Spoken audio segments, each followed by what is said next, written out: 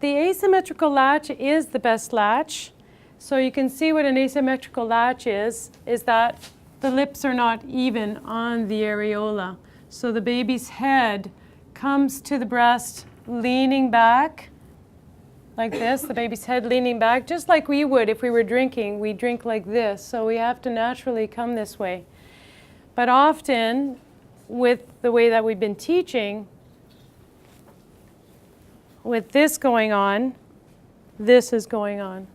So a forcing of the baby, which brings the baby on with the head tilted like that.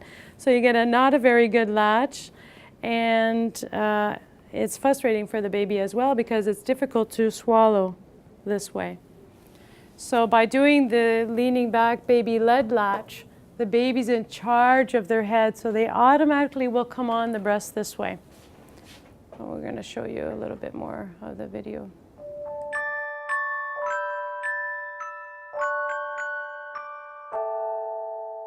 Breastfeeding is instinctive for babies. This is not true for mothers who learn to breastfeed with practice and by watching others. Many mothers decide to try breastfeeding because they've learned about its importance to lifelong health and wellness. But to make breastfeeding work, it must be comfortable for you and your baby.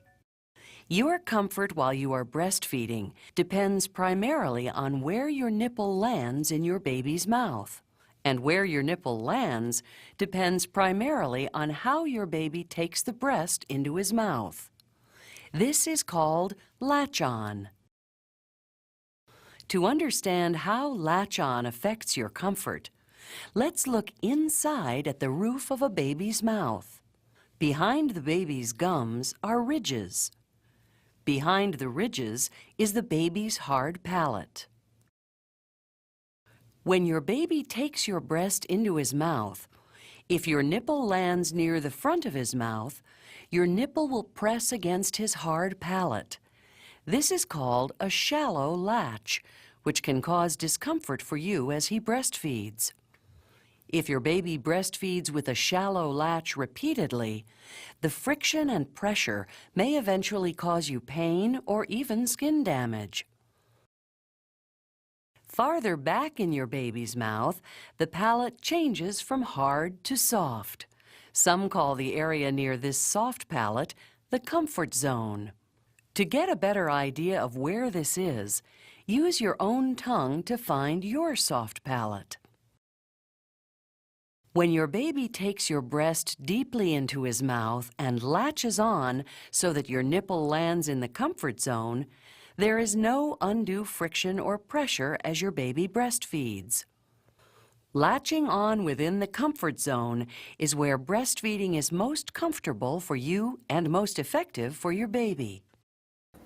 That was a nice long nipple. So we don't all have long nipples like that. So we can't, that's the reason why I think that there are nipples that get damaged, because they can't get to that comfort zone. So it takes a little bit longer for those women to be pain-free. One of the women that I was helping, I saw her at 2 days, and she had not succeeded with her first. So I told her about leaning back baby-led latching, and I told her we were going to practice it. We did practice it, and I always ask the mothers, so for the partners, this is something that you can use as a tool in those first couple of days. What is your pain out of 10 when the baby first latches on? And then after about 30 seconds, because that nipple is migrating back to that soft palate, what is your pain now? So they may start off with a pain, you may start off with a pain of about, like, let's just say 9 out of 10. And then it may be 4 out of 10 after about 30 seconds or so.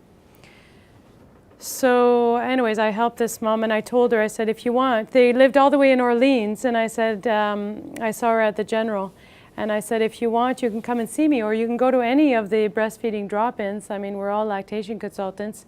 You don't have to come all the way to Pinecrest-Queensway, but no, she did. After the baby was probably about 4 days old, then when she came and saw me, she says, Diane, I'm still having pain. And I said, yes, but what is your pain? and her pain was lessening, but still there. I said, okay, keep doing this and come and see me next week. So expose your nipple, get the best latch possible, expose your nipples to the air as much as possible. I use nipple shells. I encourage nipple shells. These are nipple shells. The reason being is that you're not wearing pads and it exposes the nipple to the air all the time. Like if you could just go bare top at your house, but not everybody can do that. This exposes your nipples to the air and your nipples will heal faster this way. And you can do also saline rinse, just a gentle rinsing of your nipples, and manual expression, putting a little bit of milk on your nipples to heal. And I said, so come and see me next week. So she came and saw me next week. She goes, well, I still have pain, but it's not as bad. I said, you'll be pain-free by next week. So by the second week, she was pain-free. It is possible to succeed. She didn't get the right help, and she didn't know what to do with her first. She was in so much pain, she just didn't think it was normal, but it probably was normal. We could have maybe done some adjustments with the latch, but anyways. So I do talk about nipple variations because I really think that it makes a big difference. The message that if it's painful, you're doing something wrong, I think that's wrong messaging. So, and I help women from all over the world with breastfeeding.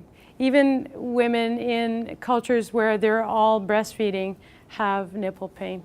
So this is an inverted nipple, and it's not impossible to breastfeed, but it is more difficult because what gives a cue for a baby to begin sucking is that the nipple hits the roof of the mouth. So this nipple, like it depends on the baby. If you got super aggressive baby, there's every type of baby.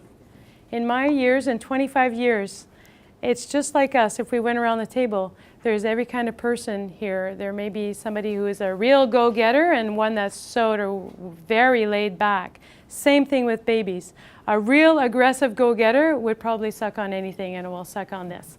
But a regular baby will be like looking for it and not know what's going on there.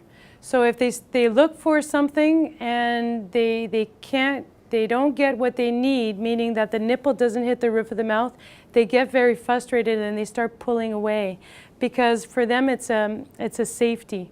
Like, this is not going properly in my mouth. I don't know what this is, but I don't recognize it. So they start pushing away. This is actually one of the things that you could start wearing if you do have inverted nipples.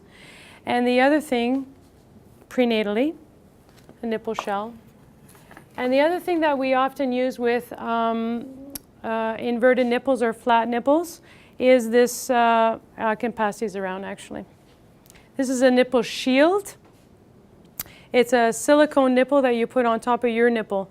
So there's a number of times that we use these. We use this if the baby's too used to a bottle. The mom's got a good milk supply but will not come to the breast. Because whatever nipple that is the majority in their mouth in the first couple of days or weeks is the nipple that they will know.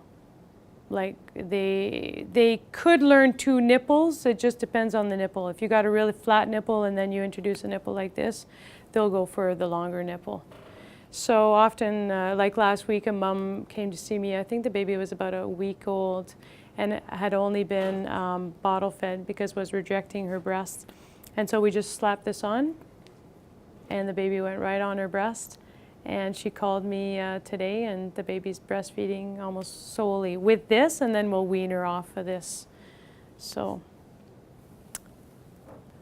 this is a flat nipple. It can be challenging as well for the same reason, because the baby doesn't get his cue.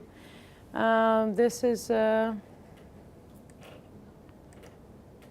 small latch nipple. So let's say your baby comes out and gets this nipple, his first nipple that he knows, and breastfeeds beautifully.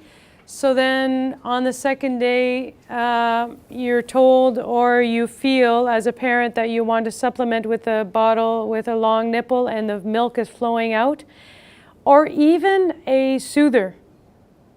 So really try not to give a soother, because the night before your milk comes in, a lot of parents that night that they want to feed, they give a soother. And often as the milk are getting fuller and fuller, it's like a balloon effect, so the nipple kind of gets even smaller, so the babies then don't latch. And you don't want an engorged breast at 3 o'clock in the morning and a baby not latching and a baby crying. That's not a good situation. So if you can avoid a soother as well until the breastfeeding is going well, this is the reason why. This is a protruding nipple. This is a large nipple. It's not the largest nipple I've ever seen, but I have seen, one lady came to see me, the baby was 6 months old. She says, she's talking to me. She's just talking to me. She's saying, both my babies, like they reject this one breast and they only drink out this breast. And I was thinking, I'm trying to piece the puzzles. I haven't looked at her nipples, and we're talking. And anyways, it turns out it was the longest nipple I had ever seen. And what happens with that long nipples is that they go back and they go right to the gag reflex. Those babies can't latch onto that either. And you're not expecting that, right? You're just not expecting it. So sometimes those moms have to pump as well until the baby's jaw and the whole mouth formation is bigger so that they can latch comfortably onto that nipple. And this is a picture of a mom that had a breast reduction. If you've had a breast reduction, it is possible for you to breastfeed. If the nerve, the main nerve, has not been cut, your milk production should not be affected. Has anyone heard of Baby Friendly Initiative? So the Baby Friendly Initiative is it's a certification. So we are on the process of going for the Baby Friendly Initiative right here, and it's usually can take anywhere from 2 to 4 years to get it. So what it means is that all the health professionals working in this building, let's say, have to be trained with breastfeeding and have to know what to tell a mom when she comes in, even to the janitor. Like if you come into the building and say, you know, I'm looking for a breast pump, or I need help with my breastfeeding, or I don't know, he needs to say, oh, I know where you can go, just go to the second floor. Like, I mean, every level is different in their training, but they at least have to know what to tell you so that to promote, to protect, and to encourage breastfeeding. So actually the Ontario government has put out a statement that I just found out, and they want every hospital and every community health center to get this breastfeeding initiative certification by 2015, which is like, it usually takes about 4 years because there's a lot of training dollars to train everybody in a whole center. Anyways, when I was working at the MOFOR, the first thing that they did was bring us to a hospital, that the first hospital in Quebec that was certified as a baby-friendly initiative hospital. And what they have at this hospital is it's a family room. And you deliver in the family room. Well, it's bigger than a king-size bed. And everybody stays there together after you deliver. It's absolutely beautiful. Like, it is far from where we are. And another thing too, just to show you how different things can be from one place to another, is in, I don't know if it's in Norway or somewhere in, or Sweden, but in the NICU, they have a patient bed beside the incubator. And if your baby is born anytime premature, they have the parents doing 12-hour shifts where they hook up the baby to you with all the hookups, respirator, everything. And the baby stays right here, skin to skin, for like 10 hours with one parent and 10 hours or 12 hours with another parent. Like, that is so far from what we have here. Like, it's incredible. So it is interesting to look at what other societies and other hospitals are doing. It doesn't mean because we're doing it one way that we can't progress to another way, you know. Anyways, here is our baby-led latching video.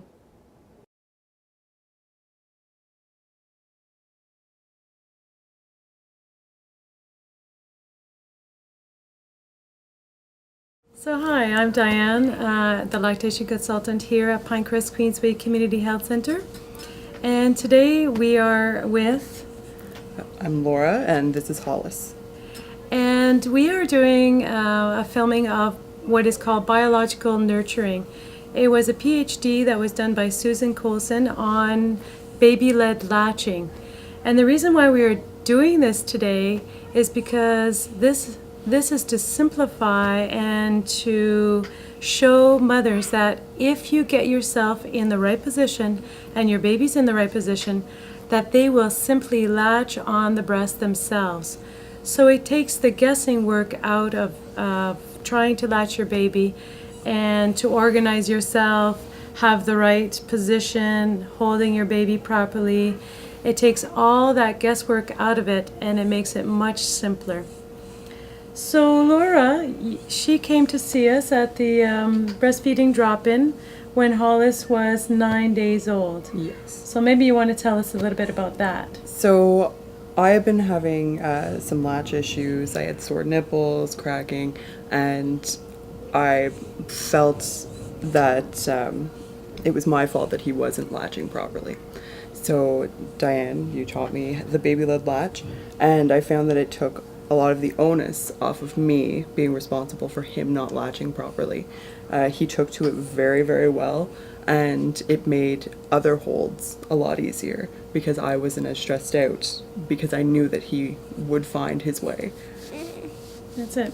So the good thing about baby-led latching and why I am teaching that to every mother practically that comes into the breastfeeding drop-in, and also I'm teaching it prenatally, is because if the baby is in control of his or her head, they will find the nipple if you put them in the right space. If mom is leaning back and baby is up against you, as you're going to see in the videos with Laura and Hollis, the baby's head is the heaviest part of his body. And so while he's bobbing around and then finally latches, the baby's head helps the baby to have a deeper latch.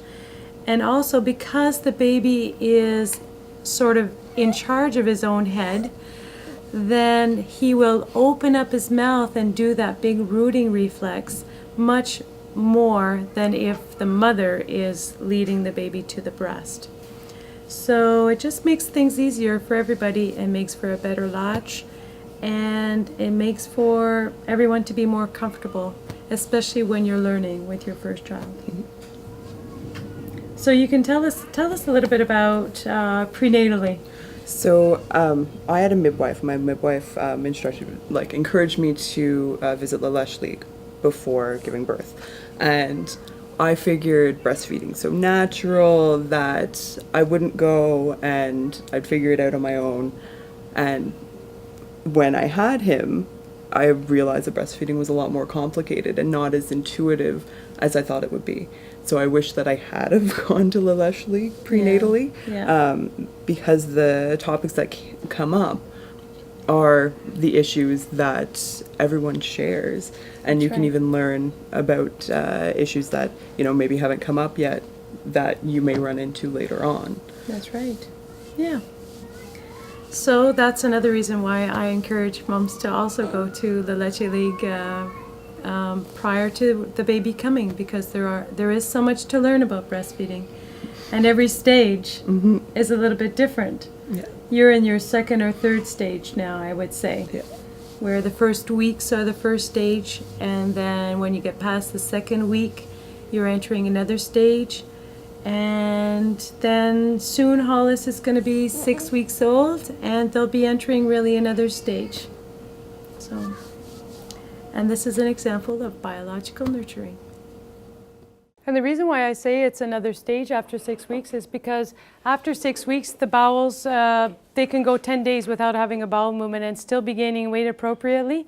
And so when parents are not expecting that, they've been told 3 large bowel movements minimum a day, 6 peas. The peas don't change. The peas should always be stable. I mean, that baby should be hydrated all along. But the poos change a lot. and then they'll change a lot again. Then they'll stay that way from 6 weeks to about until you introduce solids, which, by the way, because there's such a push on preventing obesity in childhood, it should be at 6 months. So any docs that are saying 4 months, I mean, there's so much going on with that. A scientist out of CHIO, there's a big push for that. But anyways, until they start having solids, then their bowels change. Then their bowels are really stinky after that. So. How far reclined do you generally have to be? Pretty, about 45 degrees. So pretty reclined is easier. It makes it easier for the baby. So the more they're forward, the more you're working against gravity. Right. So the more you're leaning, and all babies can lift up their heads. That's always surprising for parents, but they can lift up their heads. If you put a baby flat, they'll lift up their head and go from one side to the other. And so they can do that on the breast. And obviously we saw right from birth where they can, actually there's a breast crawl that they start right here and they come right up and they latch themselves. That's just amazing too. I just showed you this clip here, which is amazing. But they're flat. They're on top of the mother. Any other way, they wouldn't be able to find themselves, right? Just like a mammal. Can you do this in different positions? Like, Yeah. that's probably the best way to learn, maybe. But Yeah, no, you can do it in any, like if you have a cesarean, you could put the baby on the side or anything like that. Oh yeah. In your pamphlet there, it says like the positions are whatever position you want. Like it's kind of like endless. As long as you're leaning back and the baby's in the vicinity of your breast, he's gonna. And then, you know, you have large breasts that are hanging down to here. That's gonna look a little bit different, you know, than smaller breasts. So.